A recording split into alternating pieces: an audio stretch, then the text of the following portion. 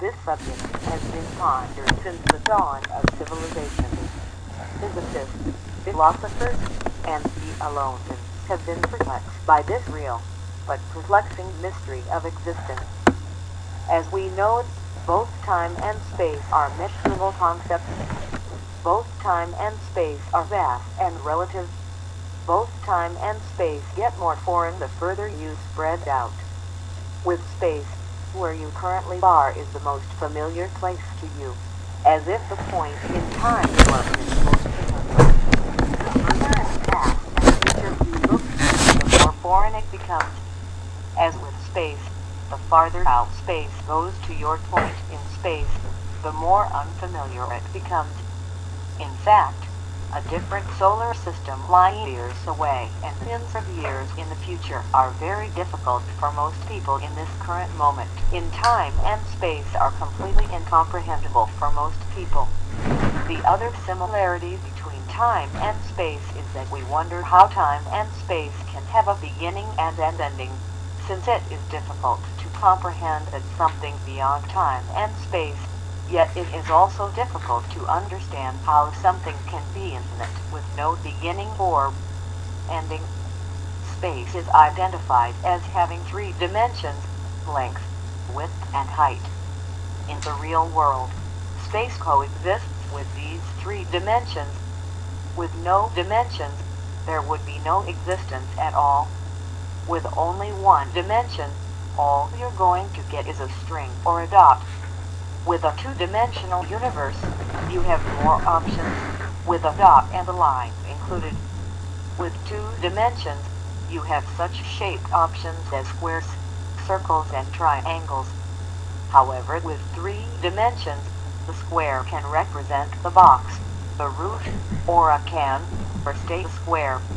The circle can stay a circle or be a sphere, can, point, or bowl. With a triangle, you have options of a steeple, point, gable roof, or just stay a triangle. In fact, you can warp shapes in several angles, curves, lengths, or directions. And with three-dimensional objects, we have even more options for shapes. An example would be with video games. If a video game had no dimensions, it could not exist. If video games were only in one dimension that could only go up and down, right and left, back and forth, or one particular angle, that video game would be very boring. However, we have many video games, particularly under the Nintendo and Super Nintendo systems, where the game is in two dimensions. Your only options were to go either right or left, stand up or down. As we know, with those two-dimensional games, the goal and the level were a fairly easy concept. Most of the levels worked out as thus. You started the level at the left boundary of a game and ended the level at the next boundary of the game. The goal of every level was to reach the end of the right boundaries of the level with some difficult or unavoidable end of level marker. After passing that, you won the level. However, getting there was the difficult part, depending on how many enemies you ran into, or bottomless pits existed. Your only options were to jump up or down, climb or walk forward. Unless the level provided some shortcut, you only had those listed options. However, starting with the Nintendo 64, you had games that included three dimensions. With these new three-dimensional games, boundaries from left to right no longer were the only boundaries, excluding top and bottom. With a three-dimensional game, there were more than two boundaries, which ended up creating the need for more game goals than just going from the left to right boundary. Considering walking from one boundary to another would have proved to be a dull and unchallenging game without the limits of two dimensions. But this created 4 levels more diverse tasks than in the two-dimensional games.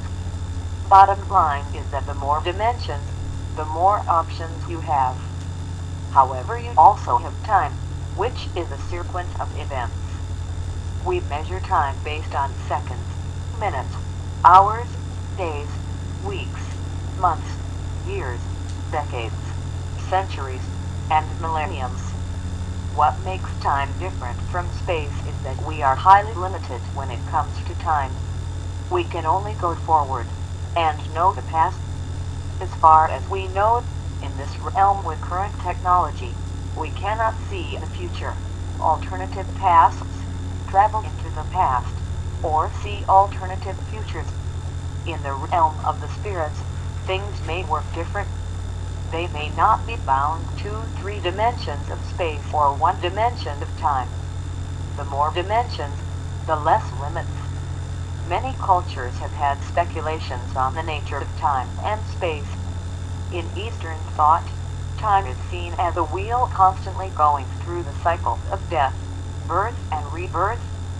In ancient Greek thought, time and space were seen as infinite, with no beginning or ending. In medieval thought, in Europe and the Middle East, time and space were viewed to have a definite beginning and end. This has brought its fair share of controversy, since it would be implied if time and space ended, nothing would exist but a great vacuum. There is also the matter of eternity, which is timelessness. However, we can verify that only God is eternal. According to the scriptures, all things exist through him, and cannot exist outside of him, which does imply that time and space exist inside of eternity. This brings into account many questions as to how do all things exist in eternity, which is an abstract concept we may never truly understand. Time and space are the building blocks of the realm. We have several known realms: the physical, mental, social, and spiritual realm. They all are bound by space and time. These realms, while distinct, all coexist in harmony, and do not work against each other, nor are they separate entities. Within the physical realm, we are limited by 3 dimensions of space, and 1 dimension of time, going in only one direction. Within the physical realm, we have a vast wealth of knowledge one could learn about and still not scratch the surface. This is what we call the natural sciences, which can be categorized into 3 main groups. Physics, which is the study of how matter acts in its natural state; chemistry, which is the study of how matter is changed; and biology, which is the study of life. As we know quite well, these main branches are not separate. Each one of these sciences influences each other.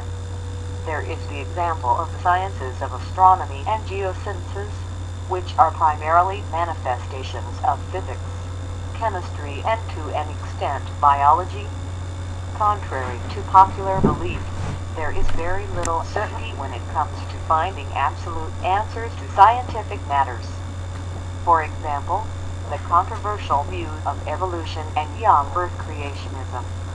We really do not have a whole lot of solid evidence on either matter, considering there were no eyewitnesses to observe whether or not man evolved from apes or were created directly from dust. We have evidence suggesting its impossibility, considering that humans and apes cannot mate and reproduce. However, apes and humans have similar DNA, physical features, and behaviors. The main reason natural sciences have less controversy is because we have more knowledge and testable proof than other sciences.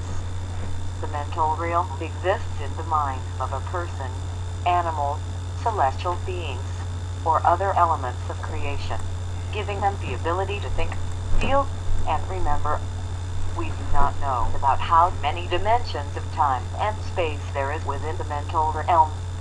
We usually think of the mental realm in relation to psychology, anthropology, political sciences, spirituality, and sociology.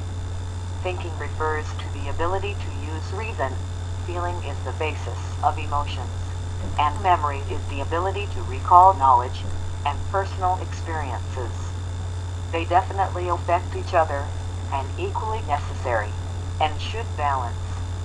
The social realm refers to the way humans, animals, and other life forms celestial beings and other forms of creation communicate in a less mystical way. This simply refers to how humans interact with each other in society. This includes elements of religion, politics, government, culture, economics, sociology, and social psychology. The spiritual realm is where the soul exists, and its unity to God, or in a more secular sense, the universe. This is often called oneness with our Creator. The three main realms are heaven and hell. Heaven is the state of spiritual unity with God, and hell is lack of unity with God. Not the heaven and hell of fundamentalist theology as the two distinct places, or the hell of eternal torment in a lake of fire. Hell is a form of judgment to get one to choose the heavenly side. Contrary to popular belief, you don't have to be dead to enter the spirit realm. We are always existing in it. The difference is death gives one greater awareness of the spirit realm once freed from the limits of the physical realm. However, someday all people return to the physical realm at the resurrection.